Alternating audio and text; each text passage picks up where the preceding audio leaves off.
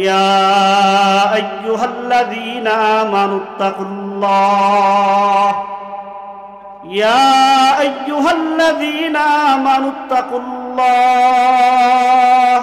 ওয়া কুনু মা'আস সাদিকিন।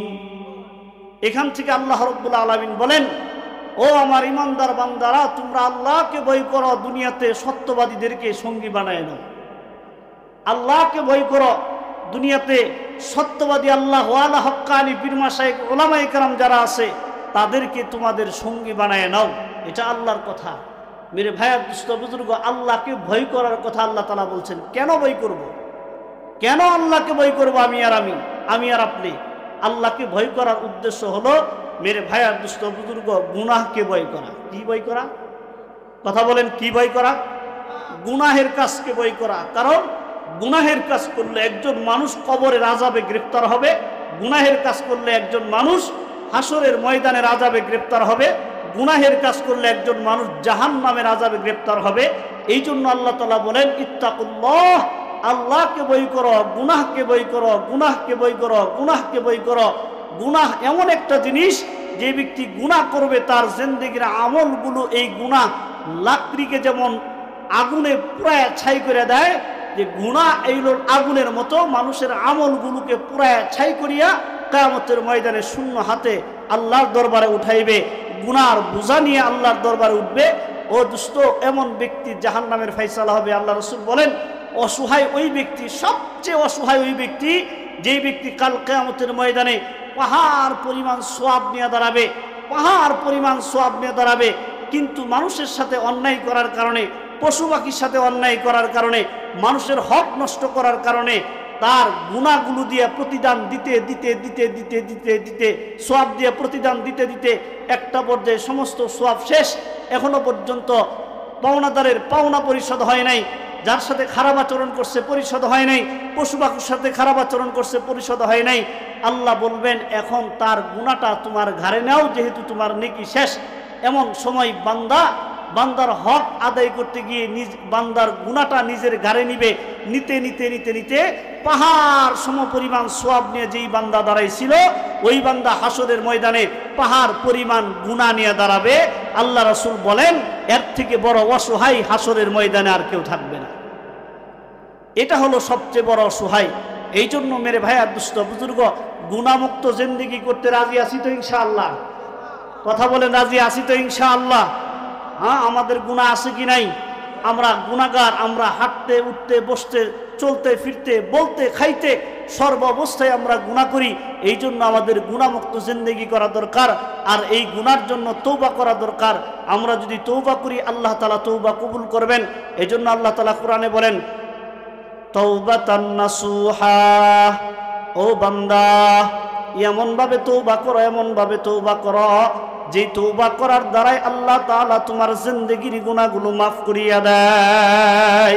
ও বান্দা, এমন ভাবে তওবা করো, এমন ভাবে তওবা করো যে তওবার দ্বারাই তোমার জিন্দেগির গুনাহগুলো শুধুমাত্র মাফ হয় না, বরঞ্চ যে আমলনামার মধ্যে গুনাহ দিয়া ভরপুর ছিল, আল্লাহর দরবারে যখন তোমার গুনাহ খাতাগুলো মাফ হয়ে যায়, আমল নামাটা এমন সাদা হয়ে যায়। ও বান্দা, তাওবাতান নাসুহা, আর জিন্দেগিতে গুনাহ করব না, এমন ভাবে যদি তওবা করো, এই সাদা আমল নামাটা আল্লাহ রব্বুল আলামিন নেক দ্বারা ভরপুর করিয়া দেয়। আল্লাহু আকবার, আল্লাহু আকবার। ছোট্ট একটা ঘটনা বলে আমার আলোচনা আমি শেষ করতে চাই। ও দোস্ত, তওবা তো করছে সাহাবায়ে কেরাম রাদিয়াল্লাহু তাআলা আনহুম আজমাইন। আল্লাহর নবীর একজন নওজোয়ান সাহাবী, ও দোস্ত, আল্লাহু আকবার, পথের মধ্যে গাছের নিচে বসিয়া ও দোস্ত নওজোয়ান সাহাবী হাউমাউ করে চিল্লায় কান্দে। আল্লাহর নবীর সাহাবী হযরত ওমর রাদিয়াল্লাহু তাআলা আনহু ওই পথ দিয়ে হাঁটতেছিলেন। ও দোস্ত, নওজোয়ানের কান্না দেখিয়া আল্লাহর নবীর সাহাবী হযরত ওমর রাদিয়াল্লাহু তাআলা আনহু রাস্তায় দাঁড়ায়া যায়। দাঁড়াইয়া নওজোয়ানকে ডাক দিয়ে বলে, ও যুবক, কি জন্য কান্দ? এইভাবে করুণ সুরে কি জন্য কান্দ? তোমার ছেলে মারা গেছেনি, তোমার আব্বা মারা গেছেনি, তোমার মা মারা গেছেনি, তোমার বন্ধু বান্ধব মারা গেছেনি, তোমার বিবি মারা গেছেনি। আল্লাহু আকবার, আল্লাহু আকবার। যুবক ডাক দিয়ে বলে, ওগো আল্লাহর নবীর সাহাবী ওমর, আমার ছেলে মারা যায় নাই, আমার আব্বা মারা যায় নাই, আমার আম্মা মারা যায় নাই, আমি এই জন্য কান্দি। তোমাকে বলা যাবে না, তোমাকে বলা যাবে না, কারণ তোমাকে বললে আমার এই গুনাহের, আমার এই কান্নার সমাধান হবে না, এই জন্য আমি তোমাকে বলতে চাই না। আল্লাহু আকবার। বড় সঙ্গ দিলের মানুষ, বড় শক্ত দিলের মানুষ, বড় কঠিন দিলের মানুষ হযরত ওমর রাদিয়াল্লাহু তাআলা আনহু। দুস্থ সহজেই কিন্তু ওমর রাদিয়াল্লাহু তাআলা আনহুর চোখ দিয়ে পানি বের হয় না। দুস্থ ওমর রাদিয়াল্লাহু তাআলা আনহুর দিল বড় শক্ত, কিন্তু নওজোয়ানের কান্না এত বেশি ছিল, নওজোয়ানের আবেগ এত বেশি ছিল, যার কারণে নওজোয়ানের কান্নায় হযরত ওমর রাদিয়াল্লাহু তাআলা আনহুর চোখ দিয়েও পানি টপটপ বেয়ে পড়ে। আল্লাহু আকবার, আল্লাহু আকবার। এমন সময় যুবক ডাক দিয়ে বলে, ওগো নবীর সাহাবী ওমর, আমার ঘটনা আমি তোমাকে বলতে পারি, শর্ত হলো আমাকে নিয়ে যদি আল্লাহর নবীর দরবারে একটু নিয়ে যাও, আমার বিষয়ে আল্লাহর নবীর কাছে যদি একটু সুপারিশ করো, তাহলে নবীর দরবারে যাইয়া আমার ঘটনাটা আমি খুলে বলবো। আল্লাহু আকবার, আল্লাহু আকবার। হযরত ওমর রাদিয়াল্লাহু তাআলা আনহু নওজোয়ানকে হাতে ধরিয়া নবীর দরবারে নিয়ে যায়। আল্লাহর নবীকে ডাক দিয়ে বলে, রে নবী, এই যে নওজোয়ান কি জন্য কান্না করে, কি জন্য কান্না করে জানি না, ও নবী আপনি একটু জিজ্ঞেস করেন। আল্লাহর নবী তাকায় দেখে, দুস্থ এই নওজোয়ান যুবক মানুষের চোখে পানি, এবং আল্লাহর নবীর সাহাবী শক্ত দিলের মানুষ হযরত ওমর রাদিয়াল্লাহু তাআলা আনহুর চোখের মধ্যেও পানি। আল্লাহু আকবার, আল্লাহু আকবার। আল্লাহর নবী ডাক দিয়ে বলে, ও ওমর, তুমি তো স্বাভাবিক দিলের মানুষ না, তুমি বড় শক্ত দিলের মানুষ, তুমি বড় গরম মেজাজের মানুষ। ও ওমর, তোমার চোখ দিয়ে হঠাৎ করে তো পানি বের হওয়ার কথা না। ও ওমর, তুমি কেন কান্দো, তুমি কেন কান্দো? আল্লাহর নবীর সাহাবী হযরত ওমর রাদিয়াল্লাহু তাআলা আনহু নবীকে ডাক দিয়ে বলেন, ওগো নবী, যুবকের কান্না দেখিয়া আমার চোখের পানি আমি ধরে রাখতে পারলাম না গো নবী, আপনি একটু যুবককে জিজ্ঞেস করেন কি জন্য কান্দে। আল্লাহু আকবার। যুবকের কান্না দেখিয়া আল্লাহর নবী যুবককে ডাক দিয়ে বলে, ও যুবক, কি জন্য কান্না করো? আল্লাহু আকবার। কি জন্য কান্না করো? যুবক তখন নিজের ঘটনা খুলে বলতেছিলেন, ওগো নবী, আমি এই জন্য কান্দি, আমি এত বড় গুনাহ করেছি, আমি এত বড় গুনাহ করেছি, আমার গুনাহ, আল্লাহু আকবার, আমার মনে হয় আল্লাহ আমার গুনাহ মাফ করবে না। হে মুসলমান, গভীর মনোযোগ, কথাটা মন দিয়ে শোনার চেষ্টা করেন। আল্লাহু আকবার। আল্লাহর নবী যুবককে ডাকতে বলে, হে যুবক, তুমি কি মানুষ হত্যার মতো গুনাহ করেছো নাকি? যুবক বলে, না না না, এর থেকেও বড় গুনাহ করেছি। আল্লাহর নবী ডাকতে বলেন, হে যুবক, তুমি কি আল্লাহর রহমতের থেকেও বেশি গুনাহ করেছো নাকি? আল্লাহু আকবার। যুবক নিজের কাছে নিজের গুনাহটা এতই বড় মনে করে। আল্লাহু আকবার। আল্লাহর নবীকে ডাক দিয়ে বলেন, ওগো নবী, আমার তো মনে হয় আমি মানুষ হত্যা করার থেকেও গুনাহ করে ফেলেছি, আমার তো মনে হয় আল্লাহর রহমতের থেকেও বেশি গুনাহ করে ফেলেছি। বলেন নাউজুবিল্লাহ, নাউজুবিল্লাহ। আল্লাহু আকবার। আল্লাহর নবী তখন ডাক দিয়ে বলতেছিলেন, ও যুবক, বলতে থাকো, বলতে থাকো, কি গুনাহ করেছো আমাকে একটু শোনাও। এমন সময় দুস্থ যুবক তার নিজের ঘটনা আল্লাহর নবীকে জানাইতেছিলেন, ওগো নবী, আমি সমাজের মধ্যে একজন দরিদ্র মানুষ, আমি সমাজের মধ্যে একজন গরিব মানুষ, আমি একজন নওজোয়ান মানুষ, আমার কোনো চাকরি নাই, আমার কোনো ব্যবসা নাই, আমার কোনো সংসার নাই। ওগো নবী, আমি একজন সমাজের মধ্যে চোর, চোর, চোর, আমি একজন চোর। আল্লাহু আকবার। আমি মানুষের ঘরে টাকা পয়সা চুরি করি না, আমি মানুষের ধন সম্পদ চুরি করি না, আমি মানুষের দোকানের মালামাল চুরি করি না।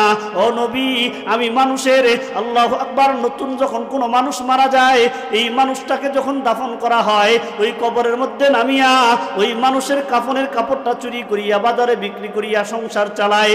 ওগো নবী, প্রত্যেক দিনের ন্যায়, ও নবী, গত পরশুদিন আমাদের বাড়ির পাশে গুরুস্থানের মধ্যে একটা কবর খনন করা হয়, একজন মহিলাকে কবরের মধ্যে দাফন করা হয়। আল্লাহু আকবার, আল্লাহু আকবার। গভীর রজনীতে মানুষ যখন ঘুমায় গেছে, এমন সময় আল্লাহু আকবার, আমি গুরুস্থানের মধ্যে প্রবেশ করিয়া কোদাল দিয়া আল্লাহু আকবার নতুন কবরের উপর থেকে মাটিগুলো সরাইয়া বাঁশের খাটকিগুলো আস্তে আস্তে সাথে সরাইয়া আমি কবরের মধ্যে নামিয়া, ওগো নবী আল্লাহু আকবার, ওই লাশটার গায়ে থেকে আমি কাপড়টা টান দিয়ে উঠাইলাম। আল্লাহু আকবার, আমি দেখি আমার হাতের মধ্যে 5 টুকরা কাফনের কাপড় চলে আসছে। তখন আমি বুঝতে পারলাম এই লাশটা কোনো পুরুষের লাশ নয়, এটা হলো একটা মহিলার লাশ, মহিলার লাশ। আল্লাহু আকবার, 5 টুকরা কাপড় নিয়া, কাফনের কাপড় নিয়া লাফ দিয়া কবরের উপর উঠিয়া আমি যখন সামনের দিকে অগ্রসর হইলাম, এমন সময় আমার পিছন থেকে মনে হয় শয়তান আমাকে বারবার ডাকতেছে আর বলতেছে, হেরে যুবক, যেই কবরের ভিতর থেকে, যেই লাশের গায়ে থেকে কাফনের কাপড়টা উঠাইয়া তুই নিয়ে গেলি, তুই কি জানিস এই কবরের মধ্যে যেই লাশটা আছে, এই লাশটা কত সুন্দরী, এই লাশটা কত রূপবতী, এই লাশটা কত সম্ভ্রান্ত ঘরের মেয়ে। আল্লাহু আকবার, শয়তান আমাকে বারবার বলতেছিল, ও যুবক, তুই তো গরিব মানুষ, তুই তো দরিদ্র মানুষ, তুই হাজার চেষ্টা করলেও এমন একটা সুন্দরী মেয়েকে কখনো পাবি না, এমন একটা সুন্দরী মেয়ের চেহারা কখনো দেখতে পাবি না। এ যুবক, একটা বার তোর টর্চ লাইটটা মারিয়া এই লাশের দিকে তাকা, দেখ মেয়েটা কি পরিমাণ সুন্দরী। ইচ্ছা করলেই তুই এখানে কামবাব পুরা করতে পারবি, ইচ্ছা করলেই নিজের মনের চাহিদা মিটাইতে পারবি। বলেন নাউজুবিল্লাহ। অদুস্ত যুবক নবীকে এই কথাগুলো বলতেছিলেন আর বলেন, ওগো নবী, আমি তখন পিছন দিকে গেলাম, শয়তানের প্ররোচনায় পড়িয়া কবরের মধ্যে যাইয়া আমার পকেট থেকে টর্চ লাইটটা বের করিয়া আমি যেমনি ভাবে ওই মেয়ে লাশের গায়ে আমি টর্চ লাইটটা মারলাম। আল্লাহু আকবার, আল্লাহু আকবার। ওগো নবী, আল্লাহর কসম করে বলি, টর্চ লাইটটা মারার সাথে সাথে আল্লাহু আকবার, মেয়েটার চেহারা এতই সুন্দর ছিল, এতই উজ্জ্বল ছিল, টর্চ লাইটটা মারার সাথে সাথে পুরা শরীরটা জিলিক মারা শুরু করে দিছে, চাঁদের মতো ঝলমল শুরু করে দিছে।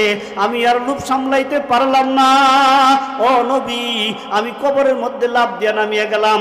কবরের মধ্যে নামিয়া ওই মৃত লাশ মহিলা, আল্লাহু আকবার, এই যুবতী মহিলার সাথে আমি কামবাব পুরা করলাম, আমি জেনায় লিপ্ত হইলাম। আল্লাহু আকবার, আল্লাহু আকবার।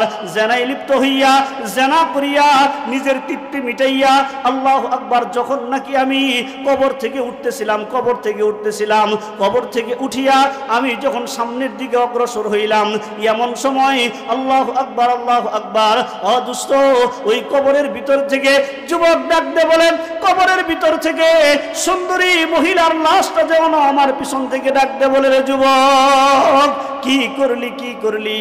আল্লাহু আকবার, তুই এটা কি করলি? আমি তো সুন্দরী একটা যুবতী মেয়ে, আমি সম্ভ্রান্ত ঘরের একটা মেয়ে, আমি দিনদার মেয়ে, আমি পরহেজগার মেয়ে, আমি আল্লাহ ওয়ালা মেয়ে।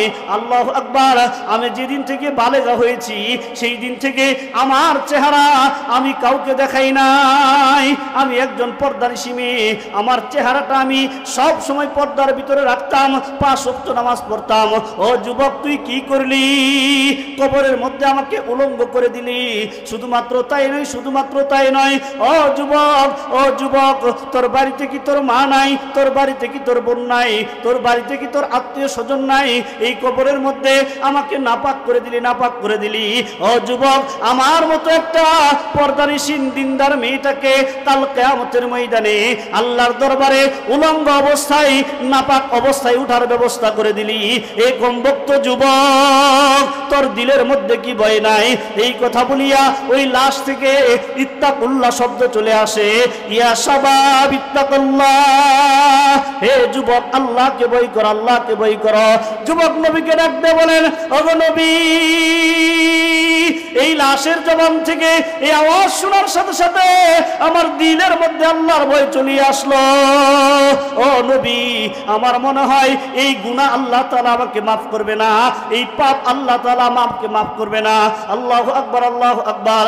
ও দুষ্ট যুবকের জবান থেকে এই ঘটনা শোনার সাথে সাথে আল্লাহর নবী চেহারা ফিরায় নেয়। আল্লাহু আকবার, আল্লাহু আকবার। চেহারা ফিরাইয়া যুবককে ডাক দিয়ে বলতেছিলেন, ও যুবক, তুমি যেই গুনাহ করেছো এই গুনার তো কোনো ক্ষমা হয় না। আল্লাহু আকবার। এই কথাটা শোনার সাথে সাথে দুস্থ যুবক বুঝতে পারছেন এমন সময় আল্লাহর নবীর জবান থেকে আমাকে যদি বদদুয়া করা হয়, নবীর বদদুয়া তো কখনো মিস হবে না, সাথে সাথে আমি ধ্বংস হয়ে যাব। এই জন্য যুবক তাড়াতাড়ি নবীর দরবার থেকে চলিয়া গেছে। আল্লাহু আকবার। একদিন যায়, 2 দিন যায়, 1 সপ্তাহ যায়, 2 সপ্তাহ যায়, এইভাবে 40 দিন অতিবাহিত হয়ে গেছে। আল্লাহর নবীর খেয়াল নাই, যুবকের কথা মনে নাই। 40 দিন পর দুস্থ আল্লাহ রাব্বুল আলামিন হযরত জিবরাইল আলাইহিস সালাতুস সালামকে আল্লাহর নবীর দরবারে পাঠিয়ে দিবেন। আল্লাহর নবীর দরবারে পাঠিয়ে দিবেন। আল্লাহর নবীর দরবারে আসিয়া জিবরাইল আমিন আল্লাহর নবীকে সালাম জানায়, ওগো নবী, আল্লাহ তাআলা আল্লাহর পক্ষ থেকে আপনাকে সালাম জানাইছেন। আল্লাহর নবী সালামের উত্তর দেয়। এরপর জিবরাইল ডাক দিয়ে বলেন, আল্লাহ তাআলা আপনাকে 3টা প্রশ্ন করতে বলেছেন।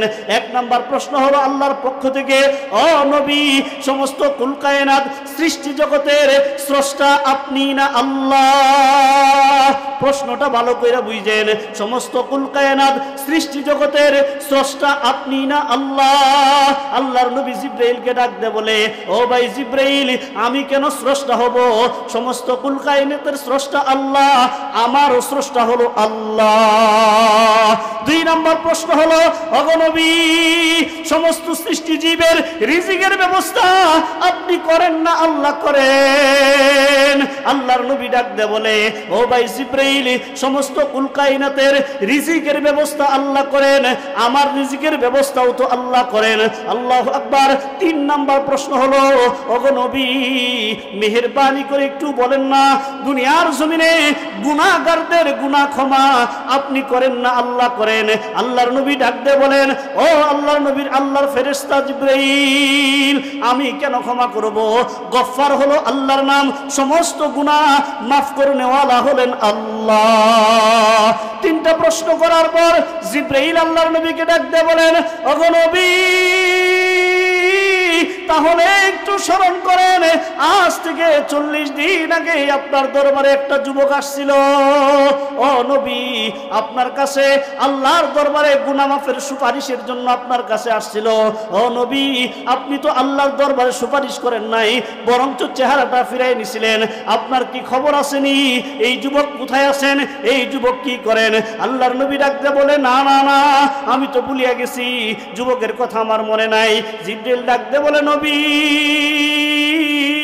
40 দিন যাবত এই যুবক একবারের জন্য নিজের বাড়িতে যায় নাই, নিজের বিবির সাথে সাক্ষাৎ করে নাই, আব্বা আম্মার সাথে সাক্ষাৎ করে নাই, সন্তানের সাথে সাক্ষাৎ করে নাই। আপনার দরবার থেকে ওই যে পাহাড়ে চলিয়া গেছে। আল্লাহু আকবার, আল্লাহু আকবার। সর্বোচ্চ পাহাড়ে উঠিয়া, সবচেয়ে বড় পাহাড়ের চূড়ায় উঠিয়া, আল্লাহু আকবার, চূড়ায় উঠিয়া, ও দুস্থ আল্লাহু আকবার, এই যুবকটা আল্লাহ তাআলাকে ডাক দিয়ে বলেন, ওগো মালিক, তোমার গুনাহগার বান্দা এই 40 দিন যাবত 1 ফোঁটা পানি মুখের মধ্যে দেয় নাই, 1 লুকমা খাবার মুখের মধ্যে দেয় নাই। আল্লাহু আকবার। যখনই পানি খাইতে যায়, যখনই ভাত খাবার খাইতে যায়, তখনই তো মনে হয় আমি একজন জানাকার, আমি একজন পাপী, আমি একজন আল্লাহর নিকৃষ্ট বান্দা, আমার জন্য আল্লাহর রিজিক হারাম হয়ে গেছে, আমার জন্য আল্লাহর রিজিক নিষিদ্ধ হয়ে গেছে। আল্লাহু আকবার, আল্লাহু আকবার। এই অবস্থায় যদি আমার মৃত্যু হয়, কি আল্লাহু আকবার, ওই জাহান্নাম ছাড়া আমার কপালে আর কিছু নাই। আল্লাহু আকবার। এই কথাগুলো বলতেছিলেন, ওগো মালিক, গুনাহ মাফের জন্য 40 দিন যাবত তওবা করতে করতে তোমার গুনাহগার বান্দার সর্বোচ্চ চেষ্টা, সর্বোচ্চ শিখরে উঠে পড়েছে, ইয়ার উপরে উঠার আর জায়গা নাই। ওগো আল্লাহ, তুমি যদি আমাকে মাফ করিয়ে দাও, আল্লাহু আকবার, তাহলে আমাকে মাফ করো। আর যদি আমাকে মাফ না করো, ও আল্লাহ, এই পাহাড়ের চূড়া থেকে আমি নিজেকে ঠেলে দিব, আমি নিজেকে ফেলে দিব। আল্লাহু আকবার। গড়াইয়া পড়তে পড়তে নিচে পড়ি আমি আমার জীবনটা শেষ করে দিব। ইয়ার পরেও আল্লাহ আল্লাহু আকবার, তওবা কবুল হওয়ার আগে আমি ঘরে ফিরে যাব না। আল্লাহু আকবার, আল্লাহর দরবারে যুবক এইভাবে কান্না করেন, গুনাহু মে সারি উমর গুজারি, গুনাহু মে সারি उमर गुजारी, आई मेरी मौला आई मेरी बारी, या इलाही मुझको मुझसे दूर कर, या इलाही मुझको मुझसे दूर कर, ताके देखो मुझ में तुझको एक नजर। जिब्राइल ডাক দিয়ে বলেন, ওগো নবী, এইভাবে তওবা করতেছেন। আল্লাহু আকবার, আসমানের মালিক আল্লাহ যুবকের তওবা কবুল করেছে। শুধুমাত্র কবুল করেছে তাই নয়, আল্লাহ যুবকের তওবা কবুল করিয়া একটা জানার গুনাহ মাফ করেছে তাই নয়, বরঞ্চ এই যুবকের জিন্দেগীর গুনাহ খাতা মাফ করে দিয়েছেন। ওগো নবী, আপনি বড় বড় 4 জন সাহাবী পাঠিয়ে দেন, তাড়াতাড়ি যুবককে পাহাড়ের চূড়ায় থেকে নিজের কাছে নিয়ে আসেন। ও নবী, আল্লাহ তাআলা মাফ করে দিয়েছেন, এই তওবার কথাটা যুবককে শোনায় দেন। তুবু ইলাল্লাহি তাওবাতান নাসুহা। ও বান্দা, আল্লাহর দরবারে যদি এইভাবে আমরা তওবা করি, তওবার দরজা খোলা আছে, বেলায়েতের দরজা খোলা আছে। ও দুষ্ট, তওবা করতে দেরি, আল্লাহ তাআলা তোমাকে ওলি বানাইতে দেরি করবে না। আল্লাহু আকবার।